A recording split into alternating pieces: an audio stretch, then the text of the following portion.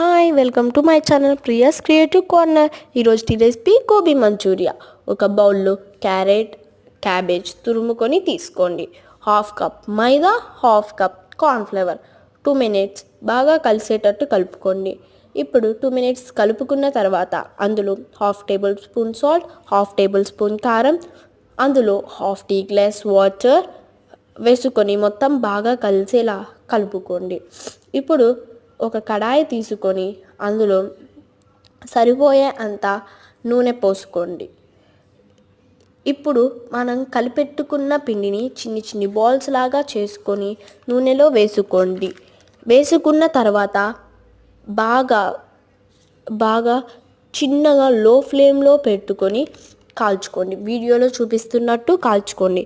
ఇప్పుడు మనం వీడియోలో చూపిస్తున్నట్లు రెడ్ అండ్ ఎల్లో కలర్లో వచ్చేదాకా బాగా కాల్చుకోండి. అవి బాగా కాలిని అని తర్వాత ఒక ప్లేట్లో వేసుకోండి. ఇప్పుడు మనం అందులోకి సాస్ రెడీ చేసుకుందాం. మిక్సీ జార్లోకి 3 టమాటాసు, 2 పచ్చిమిరపకాయలు, 3 లేదా 4 వెల్లుల్లిలు, చిటికెడ కారం, టేస్ట్కు సరిపోయే ఉప్పు, చక్కెర వేసుకొని బాగా గ్రైండ్ చేసుకోండి. దాన్ని సైడ్ పెట్టుకోండి. ఇప్పుడు ఒక కడాయి తీసుకొని 3 టేబుల్ స్పూన్ నూనె వేసుకున్న తరువాత ఒక ఉల్లిపాయ చిన్న చిన్న ముక్కలుగా కట్ చేసుకొని అల్లం వెల్లుల్లి పేస్ట్ వేసుకొని మొత్తం బాగా కలుపుకోండి. అవి గోల్డెన్ కలర్లోకి వచ్చాక అందులో ఇంతకుముందు గ్రైండ్ చేసుకున్న సాస్ని వేసుకోండి. బాగా కలుపుకోండి.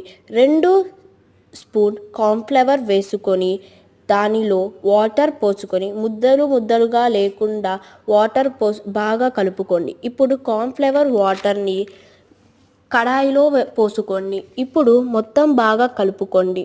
ఇంతకుముందు కాల్చి పెట్టుకున్న క్యాబేజ్ బాల్స్ అందులో వేసుకోండి, కలుపుకోండి. ఇంకా టేస్టీ గోబీ మంచూరియా రెడీ అయిపోయింది.